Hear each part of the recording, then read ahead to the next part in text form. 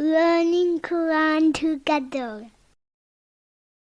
बिस्मिल्लाह अल्हम्दुलिल्लाह वस्सलातु वस्सलामु अला रसूलिल्लाह। सूरह अल-आराफ आयत 80। वलूतन और लूत को इस कौला लिकौमी ही, जब उसने अपनी कौम से कहा। हज़रत लूत अलैहिस्सलाम अल्लाह ताला के पैगंबर थे और वो हारान बिन आज़र के बेटे और इब्राहीम अलैहिस्सलाम के भतीजे थे। आप हज़रत इब्राहीम अलैहिस्सलाम पर ईमान लाए और उनके साथ ही वतन से हिजरत करके शाम की तरफ चले गए। अल्लाह ताला ने आपको अहले सदूम और उसके इर्द गिर्द की आबादियों की तरफ रसूल बनाकर भेजा था। अतअतूनल फाहिशाता, क्या तुम आते हो बेहयाई को। मा साबकाकुम, नहीं सबकत की तुम पर। बिहा मिन अहदिन, उसकी किसी एक ने। मिनल आलमीन, तमाम जहान वालों में से। यानी जिस बेहयाई में तुम लोग मुब्तला हो, तुमसे पहले कोई कौम उसका शिकार नहीं हुई। तुमने इस बेहयाई को शुरू किया और बाद में आने वालों के लिए रवाज दिया। इन्नकुम लतअतून रिजाला, बेशक तुम आते हो मर्दों के पास। शहवतन, शहवत से। मिन दून निसाई, औरतों के अलावा। बल अंतुम कौमुम मुसरिफून, बल्कि तुम हद से गुजर जाने वाले लोग हो। यानी तुम कैसे औरतों को छोड़कर, जिनको अल्लाह ताला ने तुम्हारे लिए पैदा किया,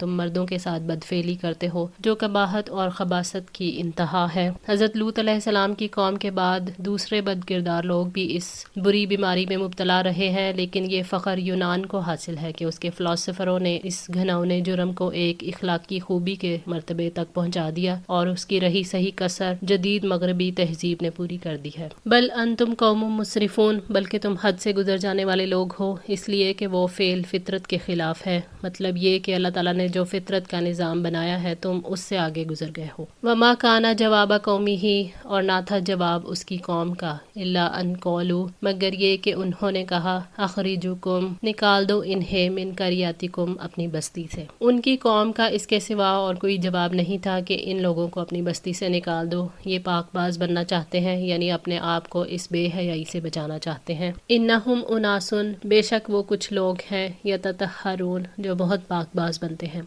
ये जुमला कौम लूत ने ताने के तौर पर कहा था कि लूत अलैहिस्सलाम और उनके जो अकीदतमंद हैं उनको जिला वतन कर दो, क्योंकि ये पाकबाज बनते हैं। फिर भला गंदों में उन पाकबाजों का क्या काम, इसलिए उन्हें निकाल दिया जाए। फ़अनजयनाहु व अहलहु, फिर हमने उसको और उसके घर वालों को निजात दी। इल्ला इम्रअतहु, सिवाय उसकी बीवी के। कानत मिनल काबिरीन, जो पीछे रह जाने वालों में से थी, क्योंकि लूत अलैहिस्सलाम की बीवी उन बदकिरदारों से हमदर्दी रखती थी और घर में जब कोई मेहमान आता तो फ़ौरन खुफिया तौर पर इत्तला उन लोगों को कर देती और उन लोगों को उस मेहमान से बदकिरदारी करने के लिए तरगीब दिया करती थी। लिहाजा वो भी कौम के जुर्म में बराबर की शरीक थी और उसे भी उसी अजाब से दो चार होना पड़ा जो उसकी कौम पर नाजिल हुआ। और उसकी वजह ये थी कि लूत की बीवी भी उन्हीं के कौम से ताल्लुक़ रखती थी और लूत अलैहिस्सलाम जो थे वो बाबुल से हिजरत करके यहाँ आए थे। अल्लाह ताला के तराजू में रिश्तों और दोस्तियों का लिहाज नहीं रखा जाता। नूह अलैहिस्सलाम के बेटे और इब्राहीम अलैहिस्सलाम के बाप और लूत अलैहिस्सलाम और नूह अलैहिस्सलाम की बीवियों को माफ़ नहीं किया गया, जबकि फ़िरौन की बीवी ने अच्छे अमाल किए तो उसको जन्नत में दाखिल कर दिया। व अमतरना अलैहिम, और बरसाई हमने उन पर। मतरन, एक बारिश। यहाँ पर सिर्फ इतना ही मज़कूर है, लेकिन कुरान के दूसरे मुकामात से मालूम होता है कि उस कौम की सब बस्तियों को उठाकर बुलंदी से ज़मीन पर दे मारा गया। हज़रत जिब्राईल अलैहिस्सलाम आए, उन्होंने ज़मीन के उतने हिस्से को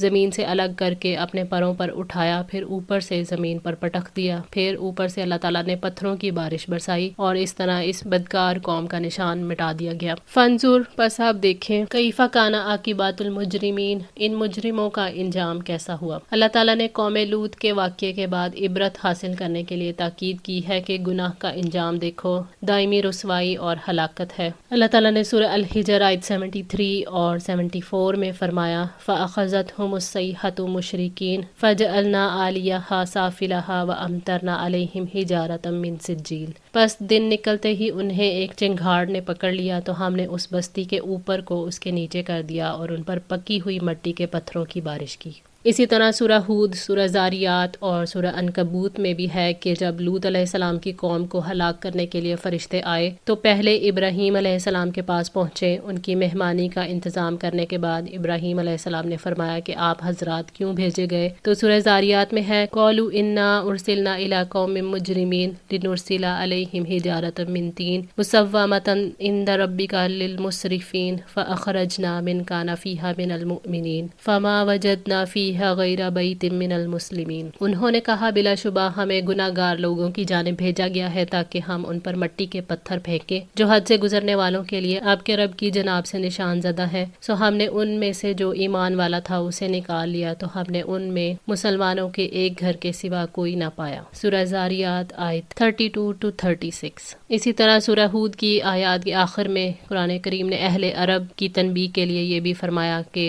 ما ہی من الظالمین ببعید، یعنی الٹی ہوئی بستیاں ان ظالموں سے کچھ دور نہیں۔ شام کے سفر کے راستے پر ہر وقت ان کے سامنے آتی ہے، مگر حیرت ہے کہ یہ اس سے عبرت حاصل نہیں کرتے، اور یہ منظر صرف قرآن کے نزول کے زمانے میں نہیں آج بھی موجود ہے۔ بیت المقدس اور نہر اردن کے درمیان آج بھی یہ قطع زمین بحر لوط یا ڈیڈ سی کے نام سے موسوم ہے، اور اس کی زمین سطح سمندر سے بہت زیادہ گہرائی میں ہے، اور اس کے ایک خاص حصے پر ایک دریا کی صورت میں ایک عجیب قسم کا پانی موجود ہے جس میں کوئی جاندار مچھلی، مینڈک وغیرہ زندہ نہیں رہ سکتا، اسی لیے اسے ڈیڈ سی کہتے ہیں۔ یہی مقام سدوم کا بتایا جاتا ہے، نعوذ باللہ من عذابہ وغضبہ۔ وَإِلَىٰ مَدْيَنَ، اور مدین کی طرف، اخاہم شعیبا، ان کے بھائی شعیب کو۔ اہل مدین کی طرف اللہ تعالیٰ نے شعیب علیہ السلام کو بھیجا۔ وہ حضرت ابراہیم علیہ السلام کی اولاد میں سے تھے۔ حضرت ابراہیم علیہ السلام کے ایک بیٹے مدیان تھے جو ان کی تیسری بیوی سے پیدا ہوئے، اور اہل مدین انہی کی اولاد میں سے تھے۔ یہ قوم بحر احمر کے عرب ساحل پر آباد تھے۔ اہل مدین اللہ تعالیٰ کو مانتے تھے مگر دوسروں کو اس کے ساتھ شریک سمجھتے تھے، اور وہ اپنے آپ کو ابراہیم علیہ السلام کے دین پر سمجھتے تھے۔ حضرت ابراہیم علیہ السلام کے 500 برس بعد ان میں بگاڑ آیا۔ یہ قوم تجارت پیشہ قوم تھی، ناپ تول میں اور لین دین میں دیانتداری کے اصولوں پر قائم نہیں تھے۔ قَالَ يَا قَوْمِ اعْبُدُوا اللَّهَ، اس نے کہا اے میری قوم اللہ تعالیٰ کی عبادت کرو، مَا لَكُم مِّنْ إِلَٰهٍ غَيْرُهُ، اس کے سوا تمہارا کوئی معبود نہیں۔ شعیب علیہ السلام کی دعوت بھی باقی انبیاء جیسی تھی، یعنی اللہ کی عبادت کرنا اور اس کے ساتھ کسی کو شریک نہ ٹھہرانا۔ شعیب علیہ السلام نے قوم کو توحید کی رغبت اور شرک سے نفرت دلائی۔ قَدْ جَاءَتْكُمْ بَيِّنَاتٌ مِّن رَبِّكُمْ، یقیناً تمہارے پاس تمہارے رب کی ایک واضح دلیل آ گئی ہے۔ اس سے یہ پتہ چلتا ہے کہ حضرت شعیب علیہ السلام کوئی نشانی لے کر آئے تھے جس کے نتیجے میں انہوں نے مطالبہ کیا تھا کہ ناپ تول میں کمی نہ کرو اور زمین کا نظام بگاڑنے کے طریقوں سے بچو، جیسے رہزنی اور ڈاکہ ڈالنا وغیرہ۔ فَأَفَوْا، پس پورا کرو، الکیل والمیزان، ناپ اور تول کو، ولا تبخسوا الناس، اور لوگوں کو کم کر کے نہ دو، اشیاءہم، ان کی چیزیں۔ حضرت شعیب علیہ السلام نے اپنی قوم کو توحید کی دعوت کے ساتھ معاشی خرابیوں سے بچنے کی تلقین کی۔ دوسروں سے معاملہ کرتے وقت بے انصافی اللہ تعالیٰ کے قائم کردہ نظام کے خلاف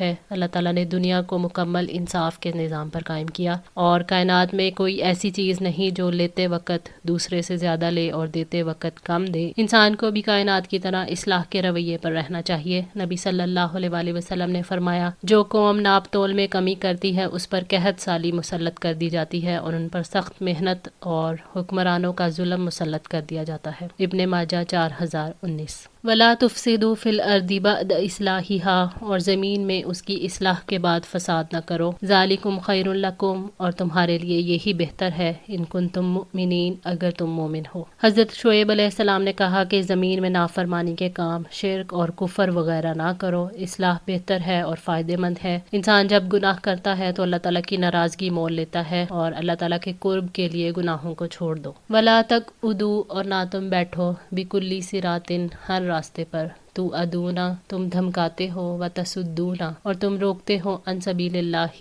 اللہ تعالیٰ کے راستے سے، من آمن بہ، اس سے جو ایمان لایا اس پر، وَتَبْغُونَہَا، اور تم تلاش کرتے ہو اس میں، عوجاً، ٹیڑھا پن۔ اللہ تعالیٰ نے زمین میں فساد پھیلانے سے روکا اور رہزنی سے روکا، لوگوں کو دھمکانے سے اور اللہ تعالیٰ کے راستوں سے روکنے اور اس میں ٹیڑھا پن تلاش کرنے سے روکا، کیونکہ وہ سب فساد پھیلانے والے کام ہیں اور اللہ تعالیٰ فساد کو پسند نہیں کرتا۔ اسی بات کو سورہ الاعراف 146 میں فرمایا، ان قریب میں اپنی آیات سے پھیر دوں گا ان لوگوں کو جو زمین میں ناحق بڑے بنتے ہیں، اور اگر وہ ہر قسم کی نشانی دیکھیں تو بھی ان پر وہ ایمان نہیں لائیں گے، اور اگر وہ بھلائی کا راستہ دیکھ لیں تو بھی اس کو اپنا راستہ نہ بنائیں گے، اور اگر وہ گمراہی کا راستہ دیکھ لیں تو اس کو اپنا راستہ بنا لیں گے۔ یہ اس وجہ سے ہے کہ انہوں نے ہماری آیات کو جھٹلایا اور وہ ان سے غافل تھے۔ یعنی تم پر تو واجب ہے کہ اللہ کے راستے کا احترام کرو، لوگوں کو اس راستے کی طرف بلاؤ جسے اللہ نے اپنے بندوں کے لیے مقرر کیا تاکہ وہ اس پر چل کر اللہ تعالیٰ کی رضا حاصل کر سکیں، نہ کہ اس کے برعکس تم راہزن بن کر اس راستے کو بند کرو اور لوگوں کو اس سے روکو، کیونکہ یہ پھر اللہ تعالیٰ کی نعمتوں کی ناقدری ہے اور اس کے ساتھ دشمنی کرنا ہے اور سب سے درست راستے کو ٹیڑھا کرنا ہے، اور جو لوگ اس راستے پر چل رہے ہیں یعنی جو ایمان لے آئے ہیں ان کو تم برا کہتے ہو۔ وَاذْکُرُوا اور یاد کرو، اذ کنتم قلیلا جب تم تھوڑے تھے، فَکَثَّرَکُم سو اس نے تمہیں زیادہ کر دیا۔ حضرت شعیب علیہ السلام نے اللہ تعالیٰ کے احکامات یاد دلائے کہ کس طرح اللہ تعالیٰ نے تمہیں صحت عطا کی، تمہاری نسل کو بڑھایا، کسی بیماری یا وبا میں مبتلا نہیں کیا، اور نہ ہی تم پر کوئی ایسا دشمن مسلط کیا جو تمہیں ختم کر دے۔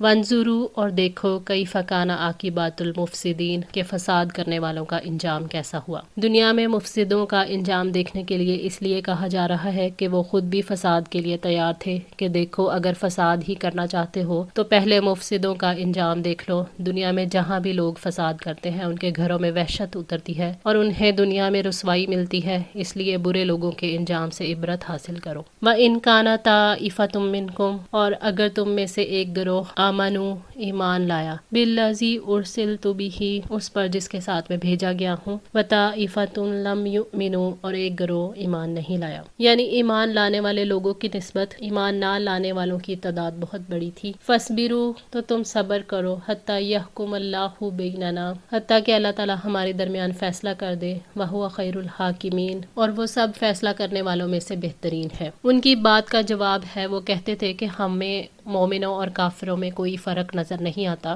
جو لوگ ایمان نہیں لائے وہ بھی خوشحالی کی زندگی بسر کر رہے ہیں، اگر ان کا طریقہ اللہ کو پسند نہ ہوتا تو انہیں یہ خوشحالی کیوں نصیب ہوتی؟ تو جواب دیا گیا کہ اس وقت کی خوشحالی سے دھوکہ نہ کھاؤ کہ یہ صورتحال ہمیشہ ایسی ہی رہے گی، ابھی اللہ کے فیصلے کا انتظار کرو، وہ حق ماننے والوں کی مدد کرے گا اور اہل باطل پر عذاب نازل کرے گا، اور بے شک اللہ تعالیٰ ہی بہترین فیصلے کرنے والا ہے۔ آج کے لیے اتنا ہی، دعا ہے اللہ تعالیٰ ہماری اس کوشش کو قبول فرمائے، ہماری غلطیوں کوتاہیوں کو معاف فرما کر ہماری اصلاح فرمائے۔ جزاکم اللہ خیر، والسلام علیکم ورحمۃ اللہ وبرکاتہ۔